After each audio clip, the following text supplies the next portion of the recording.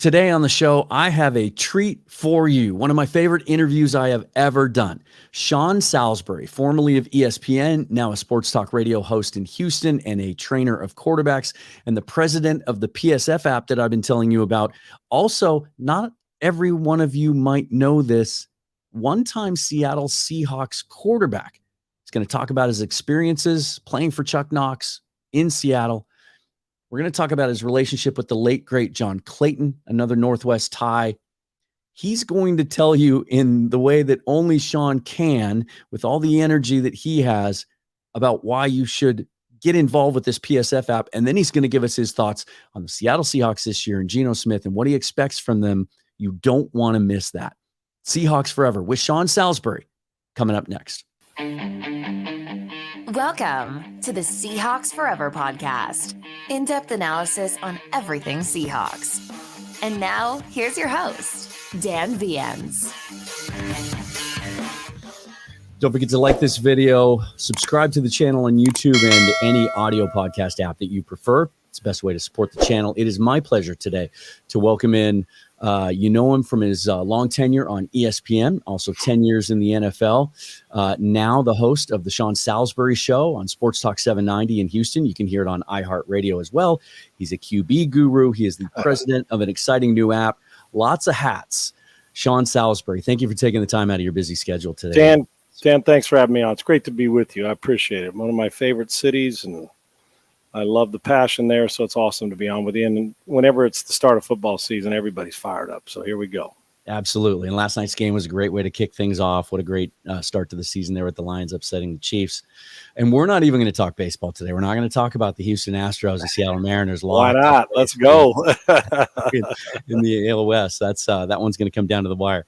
That's going to be fun. I want to talk about this exciting new app in a moment. But first, you touched on it. And a lot of even diehard, younger generation of Seahawks fans might not remember this. And if they do recall your career, they recall you wearing number 12. But you preceded Matt Hasselbeck. You wore number 8 here. Your rookie year, undrafted free agent out of USC. Spent some time playing for Chuck Knox. It was brief, but when you look back on your career today, what's something that sticks with you from your time in Seattle?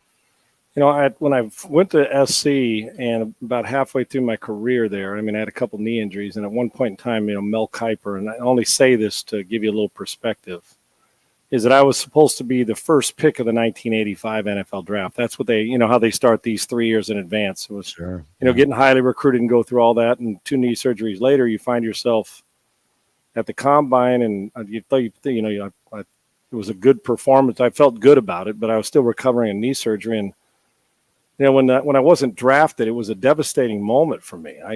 Even if it would have been the 5th round, because you go from when you go to school and worked hard, then becoming from here, then you got to start from scratch. And when you get to camp, I know, as a free agent, you got to make everything happen. And when I didn't get drafted, I can remember my father telling me, I went to bed that night, and I'm like, man, do I want to do this? But I'm a very intrinsic guy. I'm not driven by outside people's influence or awards or money. I'm driven by battling myself. I can be my own worst enemy, and critic, but I also know the inner drive. It doesn't take a big crowd. I for me to go do things. Hell, in front of myself, I'm competing. I talk to myself when I'm driving down the freeway, Dan. So and when I didn't get drafted, I went to bed that night, and I was emotionally bothered.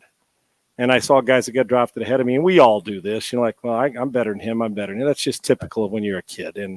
But that's also what drives you, And the next morning I woke up, and about 11 of my teammates had been drafted, and I was in San Diego. And I thought I'd go 3rd to 5th round. And so the knee thing, and I get it, no problem. And I woke up the next morning, my dad said, get your butt up back to school and go to because the guy's getting in the weight room and getting back working out. He goes, go make sure you hug your teammates, tell them you love them and congratulate them. And then put a chip on your shoulder, not a chip against them, but a chip that says you're going to challenge yourself because everything you've done, you're high school All-American in basketball and football, and you were highly recruited, and you played at SC. He goes, you know what? I come from a blue-collar family, and my old man and my mom were, they didn't matter about that. You're still a family member. You still go do your job, and you do it, and you make people better. And well, this was the first time I'd been through something like this where you weren't the best. or at least you weren't perceived in that way. And so I got on the freeway and went back from San Diego back up to LA, my hometown Escondido, and went back up to LA, and a bunch of my teammates were there, and we went and celebrated. But it clicked in. I said, okay, now what? Went to graduation there, and 2 days later, I was on a plane to Seattle. And myself and Bobby Joe Edmonds and that group, and the Dave Wymans the next year, and Boz and the rest of it. But I remember Earl Winfield. And I learned a couple things about that. One thing, when I got there in minicamp, I said, okay, I'm nervous, but we had 6 quarterbacks.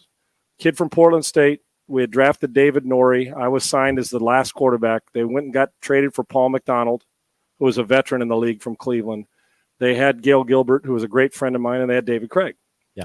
And I went to minicamp, and I'll never forget 2 quick ones. Is at minicamp, the first one, we didn't have OTAs then. And I'm 6'5", 230, and could throw it a country mile, all those things. So we got to camp. We're throwing. We're going through it on the field. And David Craig comes out there, and David, who's a dear friend, jerseys down below his elbows. Right. He's about 6 foot tall and not real physical. Yeah. Oh, yeah. And I'm thinking, and I looked at one of the teams. I swear to you, this happened. I'm telling you, I promise you, as I'm standing here now. And I looked at teammates. We're about halfway through practice, and we'd gone one-on-ones. We're throwing routes on air. And I looked at the teammate and I said, I'm winning this job. And just a little perspective of how much I love Dave Craig and how good he is, and large in Southern Warren. And I was nervous. I mean, I'd played at SC with Marcus Allen. I mean, great players. But, you're like, damn, I don't want to screw this up. And I loved Chuck's one of the greatest people. We'll have to do this again and share old stories about Chuck Knox and I'd love to. The grand and the fans and all that stuff. Phenomenal. Well, lo and behold, we get to 7-on-7 and team drill. And Largent's running this deep post corner from the outside, and David Craig's dropping 7 in a hitch and letting the ball get out of his hand before Largent even finishes his post move and gets to the back pylon. And about halfway through 7-on-7 and starting out at team, David Craig, it clicked in. All that warm-up stuff didn't mean a hill of beans. I'm watching a guy who's throwing the ball, and the ball never hits the ground. Yeah. And I looked to the same guy said, I'm winning this job. About an hour later in practice, I looked at him and said, nah, I now know why that's David Craig, the starter.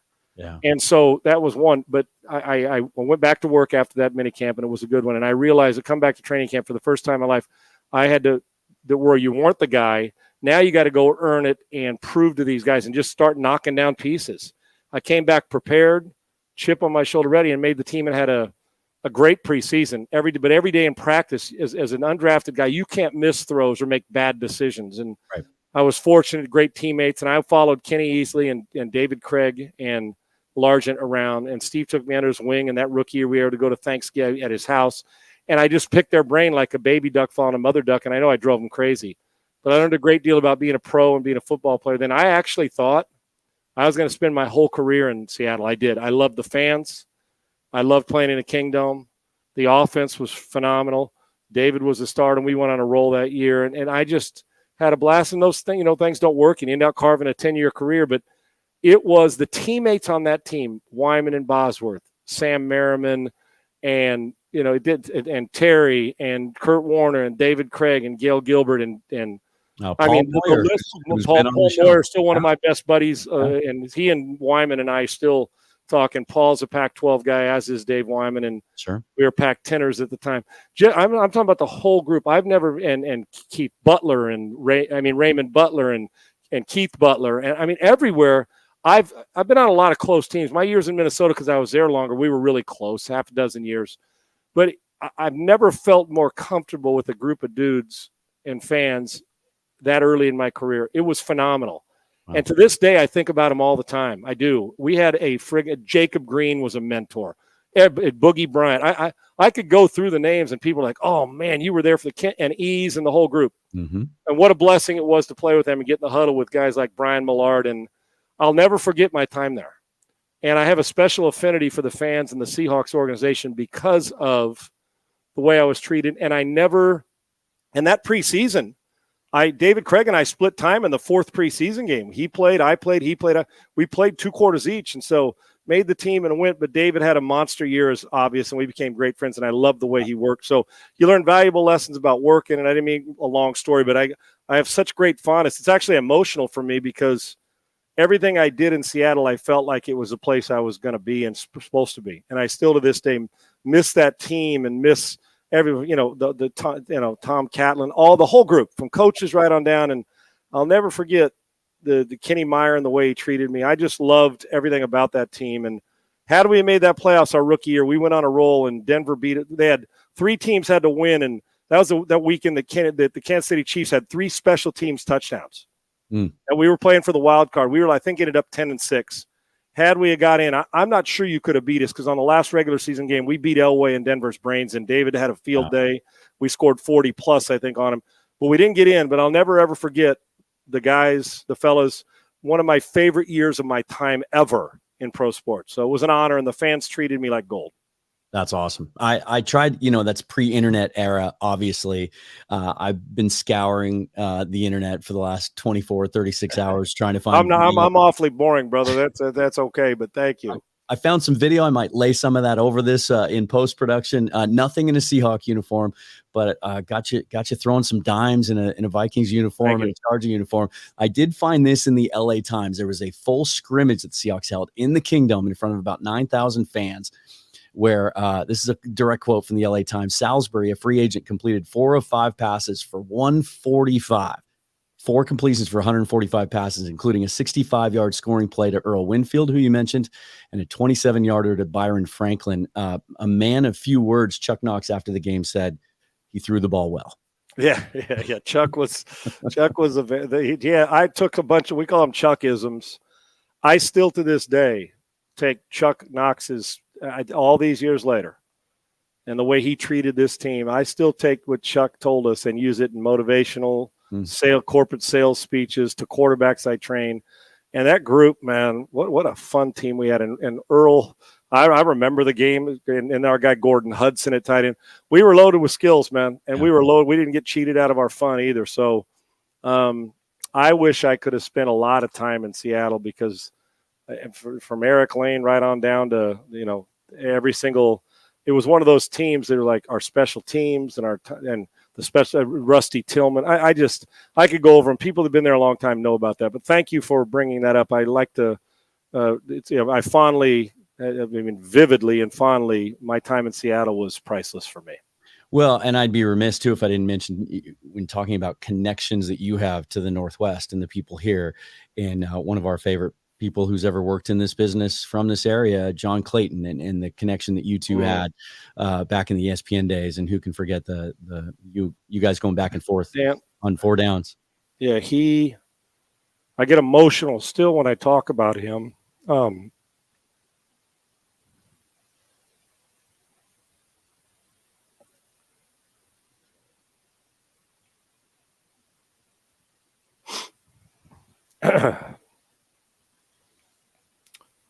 Yeah, take your time, Sean. Ugh. I'll tell a quick story. Real quick. John covered us in Seattle when he was a beat writer. Yeah. When I was a rookie.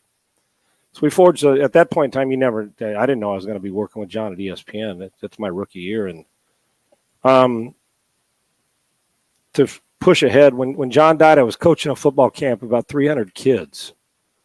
And I had a message on my phone when we got off the first practice.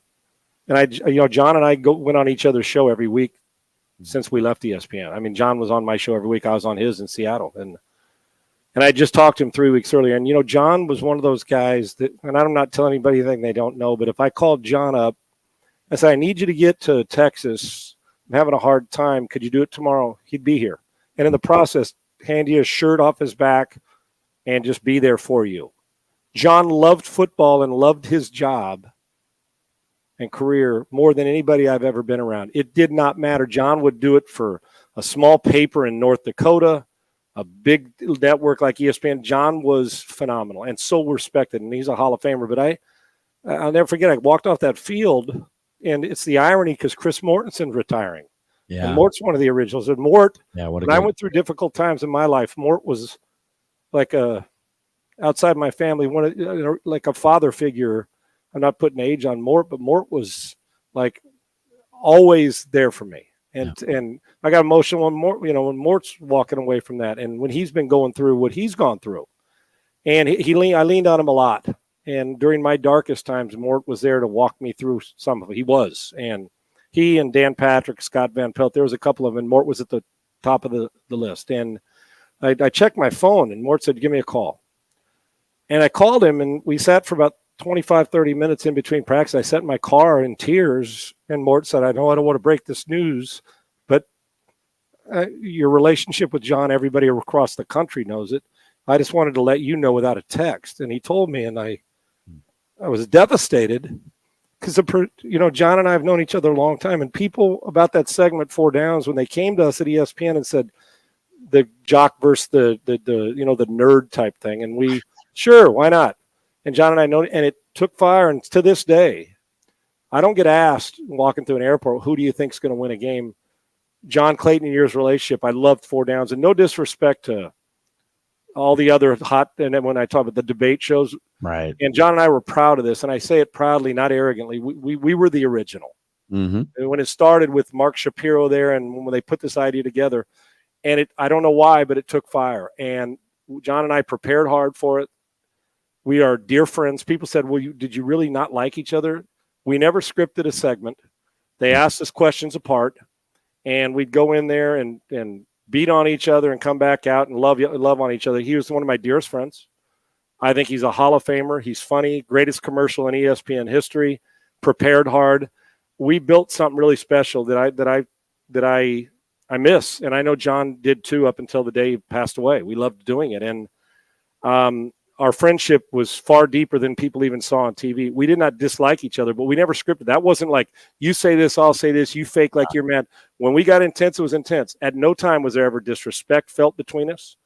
And we built something pretty special that debate shows now have sprung off it. And we were proud of that segment and proud of that show. And I love him. And I'm sorry for getting emotional. I miss him. No, badly. I appreciate you sharing. I do. And for you guys are lucky to have had him in Seattle for a long time. And ESPN was lucky to have had him for a long time. And I miss him all the time. And when I see these debate shows, I'm thinking, I know where they got the idea from. Yeah. Not just us, but the genius behind, I'm not that smart, but the people at ESPN who saw something in it, and we forged a relationship that was unbreakable. And we defend each other till the end of the earth, until we had to pound on each other. He got some great zingers in on me. I love him. And here's the crazy thing. Pat was the one, his great wife, going through difficulty. And John always, never wavered on, I'm not saying that every husband wouldn't, but right. John was, I don't know how he managed his time, but he and Pat's relationship and the way John treated that, he was a perfect example of what you're supposed to be. And I miss him every day, especially when I'm doing this or there's a debate or I'm going through it. I say, what would John say if with this singer, if he came back at me? And I do. I miss him. He's one of the greats, and I hate the fact that we don't have him around anymore. I love him, though. I appreciate you sharing that. And I've never told this story. It's just real briefly. I work in the restaurant industry, and I had an opportunity to meet him in 2005, and he was hanging out at a place that I was managing, and I got to chat with him a little bit. And I interact with people like that in my career all the time. And for the most part, my default is I don't like to talk ball with them because they're looking to take a break. They're looking to relax and get away from it. And I don't want to be that guy. But with John, I did. And we talked for 2 hours. 2 hours about football, enthusiastically about football. And the whole time, kind of a side note, the whole time I'm thinking, man, I wish I could see his contact list on his phone. I bet that's impressive. Oh. Afterwards, his wife, Pat, came up and he introduced me and I apologized to her. I said, I'm sorry, I took 2 hours of your husband's time. And she said, you don't think I'm used to that? Like, he would talk to you for 4 hours if we had time tonight.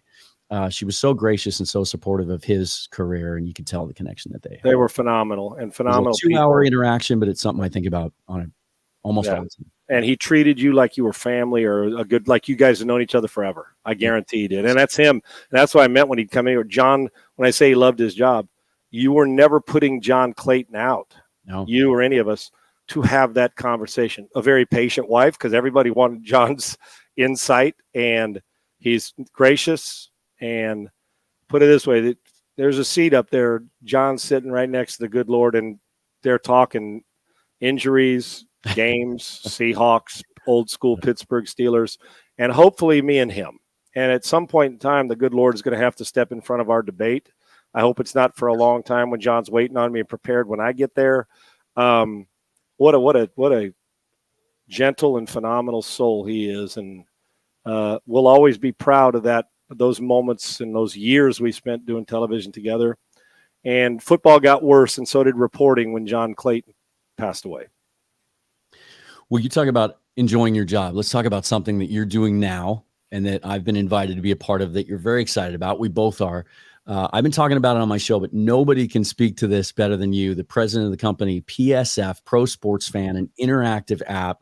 I'll just stop talking. I want you to describe this to the fans and get them excited for Sunday. Yeah, and they need to hear you, and you're a great presence, and thank you for being a part of it. I think we have the best new and veteran, a mix of everything, of content creators, I guess is what we call it, but compelling content, people that just move needles across the country. And what it is, and for having been in this almost 30 years, since it's crazy that it's been that long. I still think about playing career, but doing this long, whether it's ESPN or hosting my radio show on Sports Talk 790 in Houston every morning, and all the things you do and place you go. I have a passion for it. Dan, I know you do. We were talking about John. You can't do it that long unless you love it, right? And passion for it. And I'm a preparation fanatic, but you're always looking for, and doing it this long, I'm saying, what's next? Not next to get out. I like what I'm doing, but I like to see, I like building stuff, and I like maximizing people around me and getting people involved. And when it was relevant, but when PSF came at me and said, Pro Sports Fan said, Sean, we got this thing going on. They've been working on it 3 or 4 years. I said, well, let me see it. And so a couple months went by, and when they offered me the job as president of this app, after I'd looked deep into it, I said, okay, I can take this on.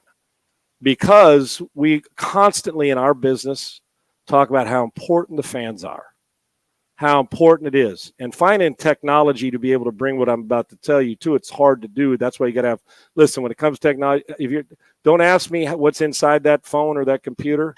But I can tell you, whatever button you're pushing, it works right. It works right. And we made it simple. And our phenomenal tech team and graphics and all the partners and the money that investors have spent who believe in this, and the millions and sponsors and great talent, we are onto something where we can monetize and with a gambling app. But simply what it is when they came to me, I said, okay, so we're going to do something for the fans, huh? And they say, yeah. And I've heard that a million times. And they say, okay. And then when we walk through it, and there's always constant changes. And, as the president, you're in charge of finding the best talent and sponsors and investors, all those things that come with building a company from the ground up. And it was an honor that they asked me, but I cannot begin to tell you, I'm consumed with it because I know where it's going, and I think it's epic, and I think it's a game changer. And when they said fans, I said, okay, let me see it. See, we have these podcasts we're doing now, and it's awesome. Yeah. But a lot of them they can go back and load it and hear the podcast and say, oh, man, that was great. Dan does a great show. He had a great interview with Paul Moyer. And then they want to ask questions. Well, not on the show now. Now that's already in the archives. And then we say, we got Twitter we can go back and forth, but somebody sends, Elon Musk a tweet, 100,000 of them roll by, and you may not get an answer. Yeah. But what we've created now is basically the best fan engagement app on the planet, where it's audio, it's visual, it's all done right here in your phone, and the graphics and notes coming across the game. Every single game that's covered in the NFL and baseball from here on. We have a media cast like the Manning cast engaging with the fans, where they can be in your chat room and community. We always talk about communities and chat rooms. Think about like at a university, like let's say the community, I'll talk about my school, USC, which is our next step, Dan, and it is going to be monumental. Imagine how many go in there in their chat rooms on game day, or like a tailgate and a chat room tailgate where they're all going back and forth, or Alabama's playing Auburn, how it would be to be able to engage with them on your phone instead of wait a week after it's done. Well, this creation is it's the technology, and we're now at the point of wow, we've arrived, and the fans have a voice. The fans have a seat at the table. So it is true engagement, and it's in community. So you and I are doing a show on my show, which is Unpaved, which will be starting within the next 10 days, where I'm doing a show. Come on in. I'm doing an interview with Dan Patrick. You get to come on in and talk to Dan. Mm-hmm. Now wait till it's over and say, man, I wish I could have. Well, you're going to forget your wish. It's there. Go get this app, and you're going to find out over the next year as this thing rolls through football season. And it's 24/7, whether it's a game you're covering or whether it's, Dan, you're doing your show on a Wednesday, summarizing what happened and getting into it. Instead of just the people that we're talking about the game, now fan comes in, you have something to say. Sean, I can't believe you just said that the Texans are better than the Baltimore Ravens because they upset them. Bam, they're in. And we've got every team covered plus shows during the week, 24/7. And that feeling when you're on a post-game radio show and you get 8 seconds because the guy's got to go to break. We don't have a heart out with this. Right. We control it all, and our talent control their content. So it's great talent, great content, fan engagement, great interviews. It all comes to one where it's not just a one-way linear street. And when I saw that and said, we're really going to give the fans a voice, and that has been an epic approach to us and something that I'm adamant about, and we finally have created it, and it is going to be off the charts, and I'm so grateful. Go get this app, folks, and as you see it built, you're going to get to the point. And along the way, I guarantee you, Dan, with fans, whether it's on your show or my show or the Pittsburgh Steelers teams or a couple teams in each city, what's going to happen? And it's going to get bigger, too, because we're going to bring in people that'll do national shows, and it'll expand to music and food where, tailgate, where people are coming here gambling. Imagine the best gamblers in the world and 20 of them in one spot talking where you're not waiting to get something on a website that you're saying, man, the Seahawks are getting ready to play, and there's a button you push, you come on in, and I'm communicating with one of the best gambling. Let's face facts. Gambling's a big deal. People love it. Huh? Be smart while you're doing it. And they come in, instead of reading what they said, now you get to talk to them and say, well, wait a minute, you like a -2? Yeah. Why? Instead of and now, so you see the point where now it's the engagement. We were really letting fans have a voice, and there's no limit to where we're going. We're going to break through this, and it's going to be I think a game changer for it. And the early returns are phenomenal. So I can't wait to see where this goes, because I don't know I don't know how we're going to stop the snowball rolling down, and I don't want it to, but I can't wait till all of it's covered and we have completely saturated. When I say saturated, covered the entire landscape, and other people are going to see it and try to come after it. But I've always believed in the original. Come after it, meaning compete, and that's great.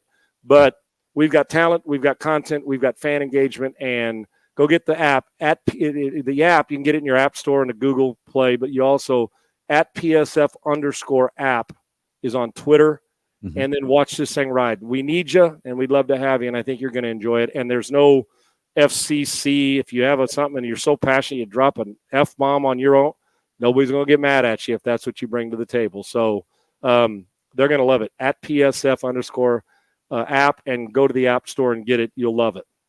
I love that it's all things. I mean, it really does encompass all the best things about social media.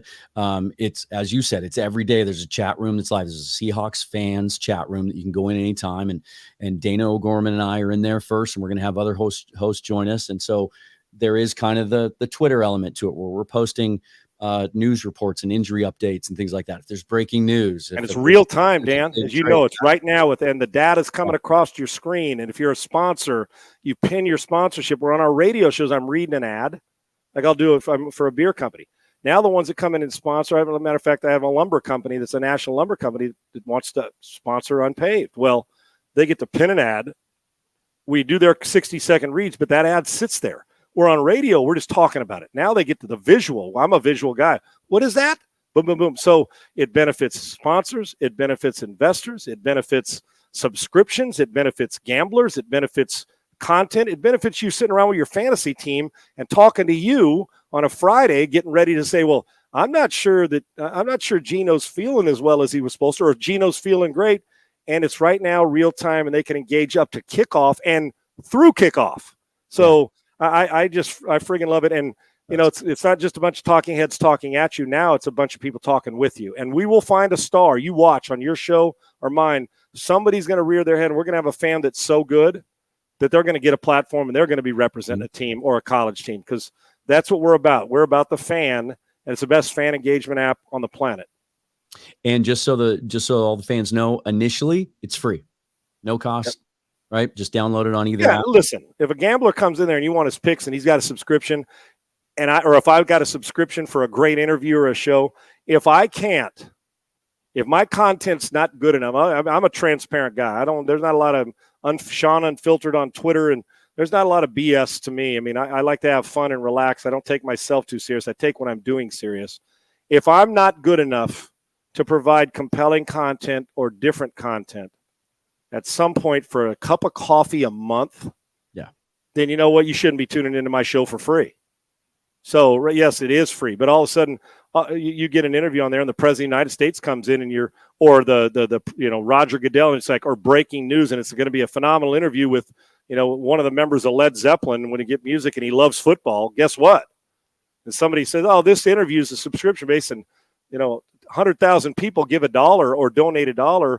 And for me, with my subscription, when it comes in on certain situations, half my money I'm going to give to charity anyway. So everybody's getting, and the people that are working hard to get paid and monetize but it's free. Go get the app and you're going to love it and pop into those communities. There's no price to pop into a community. And we also leave it to the talent to set what they want to do. They know their fan base and they know their community and chat room. And once it's built, listen, anything that's quality and that you would, if you like coffee, you'll pay $3. If you like dance content, you'll pay whatever he does. But right now, there is nothing to worry about with that. You go in and do it, but everybody gets to set it. That's another thing I like. I like people having choices and options to do what they want to do, free or subscription. That's the way we are in life, and you go capitalize on whatever you want to capitalize on. Before I let you go, I'd love to get your thoughts on this iteration of the Seattle Seahawks, one of the youngest rosters in the league, one of the surprises in the league last year, led by Geno Smith, who exceeded everybody's expectations. Let's be honest. Your thoughts as you look ahead to this 2023 campaign on Geno, what he's done, and what you think the ceiling for the Seahawks team might be. I'm not sure there's a ceiling. They're in a division that there's two bad teams and two that are going to battle for the first pick in the Rams in Arizona, and there's one elite team in San Francisco. And I think that Seattle's bordering that. I think they're really good. They're a playoff team.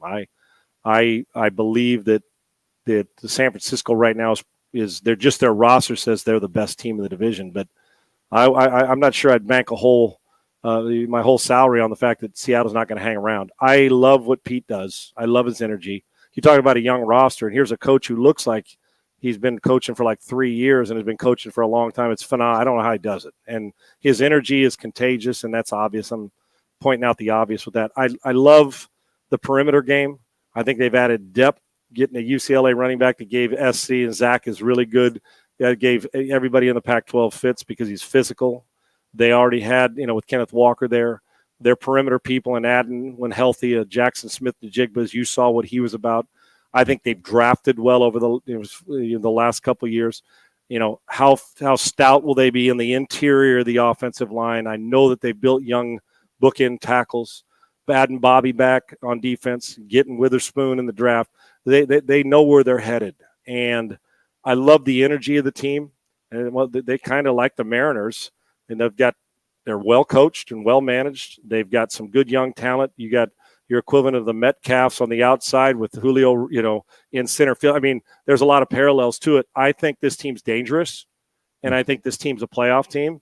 And if you decide to sleep and fall asleep for a quarter, you'll find yourself eliminated. I love from last year how they built it. When the truth is, if you remember going into last year, a lot of people thought, well, this could be a bottom 3 team, bottom 4 team. Yeah. They did. And then Geno comes in. He was supposed to compete with Drew, and all of a sudden he just keeps plucking away.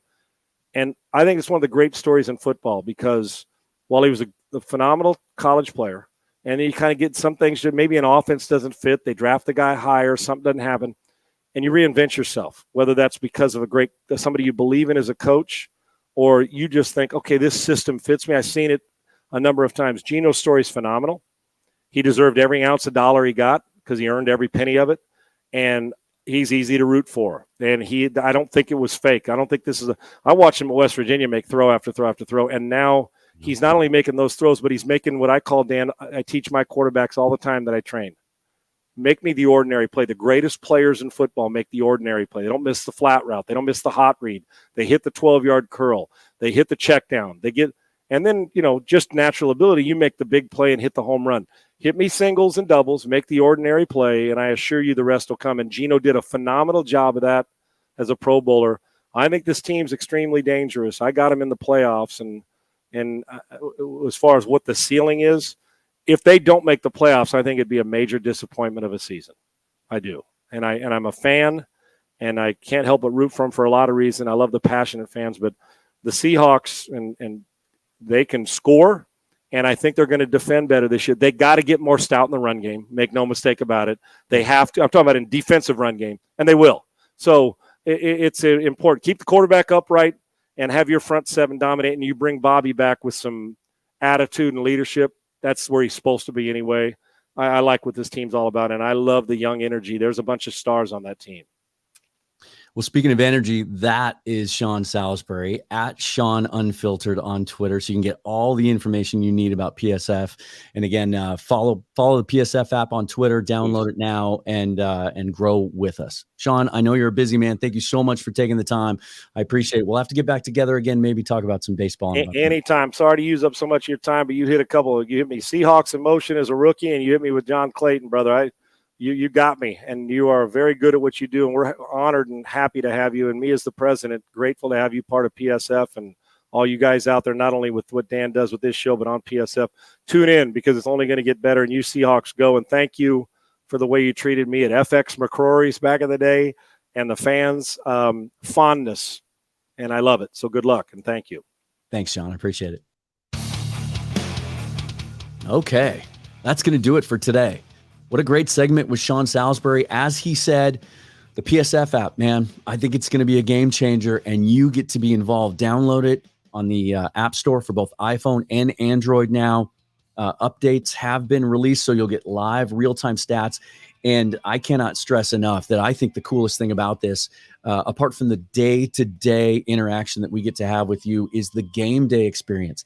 Dayna O'Gorman and I, my old co-host from the Field Goals podcast, we're going to have a show called Seahawks Unfiltered with Dan and Dayna, and we're going to be one of the teams covering Seahawks games. During the games, we'll be live streaming through the app, through the Seahawks fans chat room, so sign up for that. Join that once you get the app downloaded. It is free. We'll react to the game together. We'll enjoy the game together. We'll complain about the game together. We can be unfiltered. We don't have to watch what we say. There will be live, real-time, AI-driven stats and a game caster during the game as well. I think it's going to be a lot of fun. And as Sean said, it's like imagine Manning Cast, but you get to be the star and you get to be involved. You can chat throughout the entire experience, and we can invite you in on video and have you as guests at well. So we're going to be on there first for the Rams game this Sunday as the Seahawks kick off their 2023 season. Are you excited yet? Are you excited about the Seahawks season? Did Sean Salisbury get you jacked about that? I hope so. Like this video. Again, subscribe to the channel. Thank you for all the support lately. Follow me on Twitter at Seahawks Forever. And until next time, as always, forever and always, go Hawks.